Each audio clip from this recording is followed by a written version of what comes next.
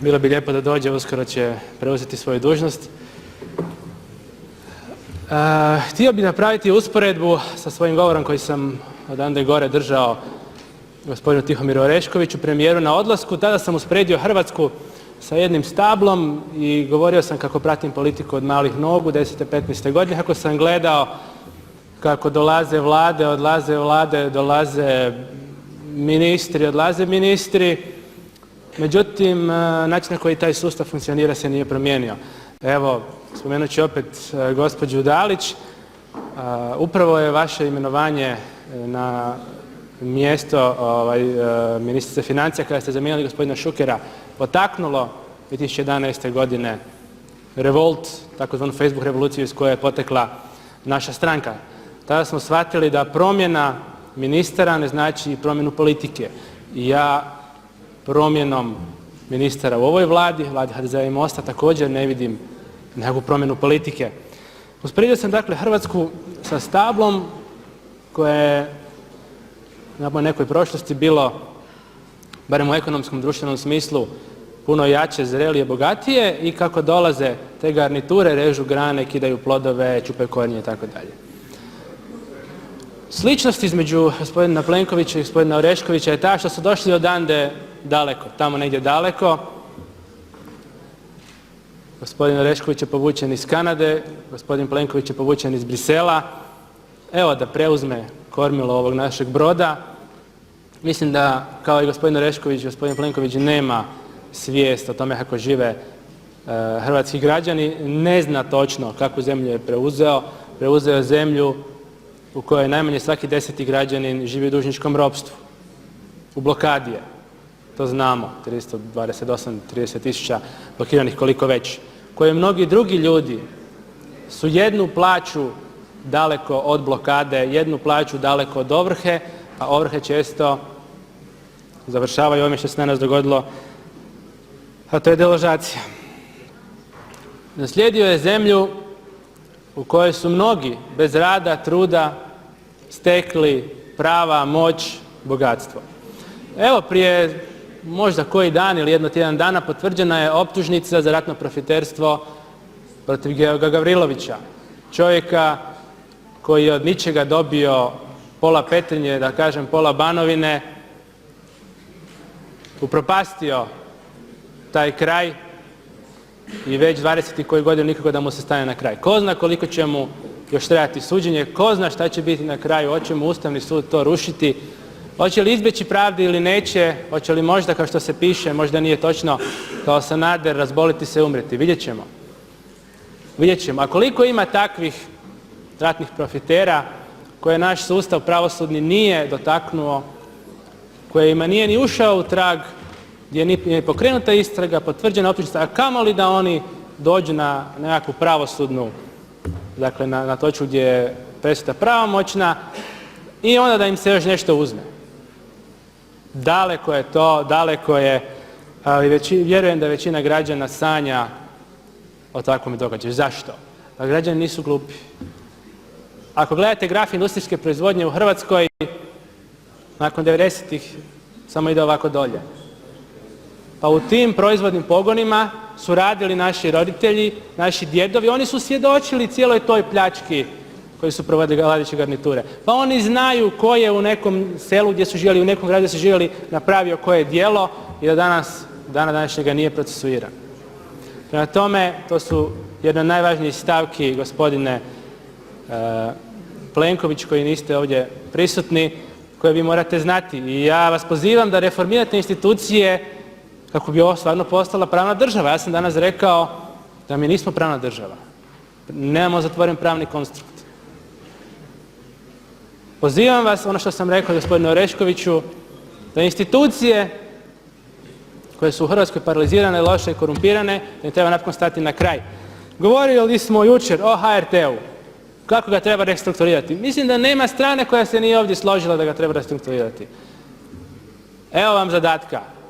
Restrukturirajte ga, smanjite troškove, povećajte kvalitetu. HNB, toliko spominjani, evo čak i priznajete da je jako loše radio. Čak i priznajete i idu barem načelno nekakve izmjene zakona. DUUDI, koliko je nenaplaćenih koncesija, pitajte svoje ministre, pitajte gospodina Marića koji je o tome govorio u prošlom sazivu. Riješite taj problem, barem djelomično. Koliko ima nenaplaćenih poreznih dugova u Poreznoj upravi? Koliko ima neriješenih predmeta u DORH-u? I tako dalje, i tako dalje. Mislim da nema smisla nabrajati probleme ove države. U ovoj državi postoje interesni lobiji koji drže ove institucije, koji ne daju da one profunkcioniraju, da postanemo stvarno pravna država, gdje se u realnom roku dostiže pravda, 2-5 godina. Koliko je trebalo da završi suđenje Perkoviću i Mustaću u Njemačkoj? Mislim da jedno 2 godine, nije bitno što su to Perković i Mustać, nego se vidi koliko traje proces i to je jedan teški proces. Mi moramo težiti učinkovitosti. Pravda nakon 20 godina, 30 godina nije pravda, nego je nepravda. I građani to itekako znaju.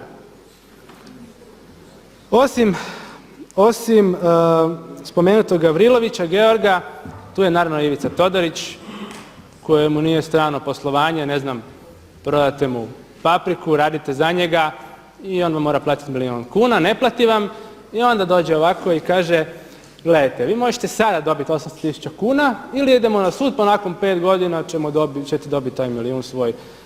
To je jednostavno ucjena, to je sramota i to je jedan od tereta hrvatskoj poljoprivredi. Evo, vrijeme mi polako izmiče. Pozivam vas stoga da se barem sa dijelom ovih institucija i ovih društvenih pojava obračunate, što se gospodin Orešković nije, jer ako se ne obračunate nećete napraviti ništa. Evo, barem dvije izaberite i riješite to, ja vas molim.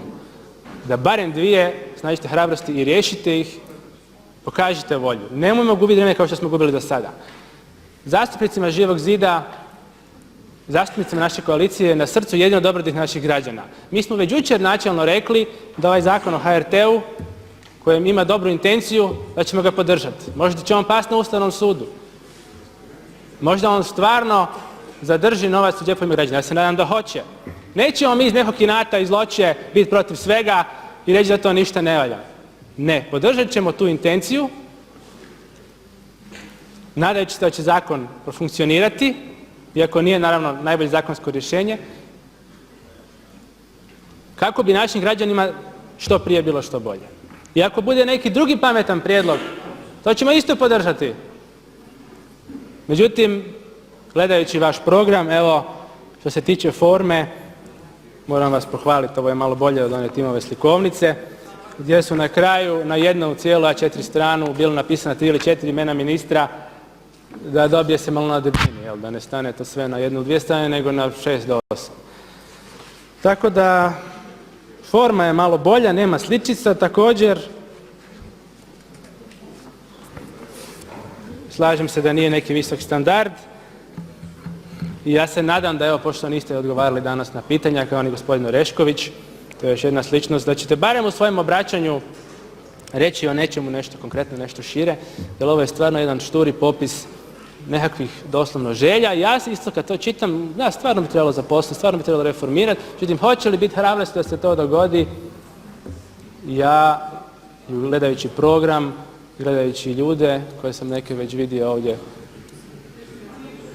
početkom ove godine i gledajući način na koji postupate ovdje s nama sa zastupnicima, nemam nadu i nemam povjerenja u vašu Vladu i zato ju neću podržati, niti će ju podržati kolege. I na kraju, nisam stvarno očekivao da, pošto smo kasno počeli, ćemo ovako rano završiti. Pozivam premijera da ako mu nešto znači ovaj Parlament, da pogleda moj govor na YouTube ili negdje, pošto već ovdje to nije prisutan. Hvala.